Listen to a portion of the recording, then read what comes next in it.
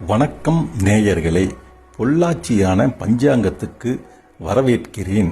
வர்ற சனிக்கிழமை அமாவாசை, அதுவும் சனிக்கிழமை அமாவாசை ரொம்ப விசேஷமான நாள். அன்னைக்கு என்ன செஞ்சா குடும்பத்தில் இருக்கிற கஷ்டம், பித்ரு சாபம், சனி தோஷம் எல்லாம் தீரும்னு இந்த வீடியோவில் தெளிவாக சொல்கிறேன். கடைசி வரைக்கும் பாருங்கள்.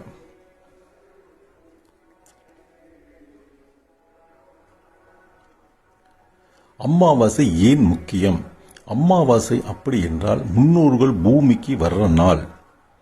நம்ம அப்பா, தாத்தா, பாட்டி ஆத்மா சாந்தி அடைய நாம தர்ப்பணம் கொடுக்கணும். இந்த சனிக்கிழமை அமாவாசை அன்னைக்கு சனி பகவானோட அருளும் சேர்ந்து கிடைக்கும். அதனால் ஒரு பரிகாரம் செஞ்சா 100 மடங்கு பலன். 5 பரிகாரங்களை பற்றி பார்க்கலாம். முதல் பரிகாரம், காலையில் குளிச்சு விட்டு வாசல்ல திக்கு பார்த்து நின்று எள்ளு தண்ணி விடணும்.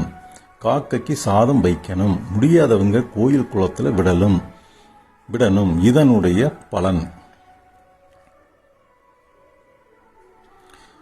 பித்ரு தோஷம் போகும், வம்சம் விருத்தி ஆகும்.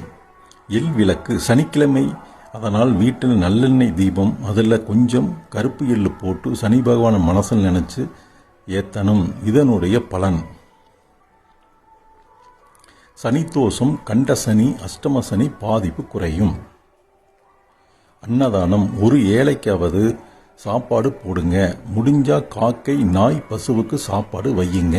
இதன் புண்ணியம், முன்னோர் ராசி கர்மா அழியும். சிவன் கோயில், அமாவாசை அன்னைக்கு சிவன் கோயில் போய் வில்வம் சாத்தி உங்கள் திருவடியை சரணம்னு வேண்டிக்கங்க. பாவம் தீரும், மனம் நிம்மதி கிடைக்கும். செய்யக்கூடாதது, அசைவம், மது, சண்டை, கடன் வாங்கிறது, முடி வெட்டுவது, நகம் வெட்டுவது கூடாது. தோஷம் கூடாம இருக்கும். இந்த விஷயத்துல சனிக்கிழமை அமாவாசை அன்னைக்கு செஞ்சா பாருங்க, நல்லா மாற்றம் தெரியும். இந்த வீடியோ பயனுள்ளதாக இருந்தா உங்க சொந்தக்காரங்களுக்கும் ஷேர் பண்ணுங்க. தினமும் பஞ்சாங்கம், ராசி பலன், ஆன்மீக தகவலுக்கு பொள்ளாச்சியான பஞ்சாங்க சேனலை சப்ஸ்கிரைப் பண்ணிக்கங்க. அடுத்த வீடியோவில் வளர்பிறை என்ன செய்யலாம் என்பதை பற்றி வீடியோ போடுகிறேன். நன்றி, வணக்கம்.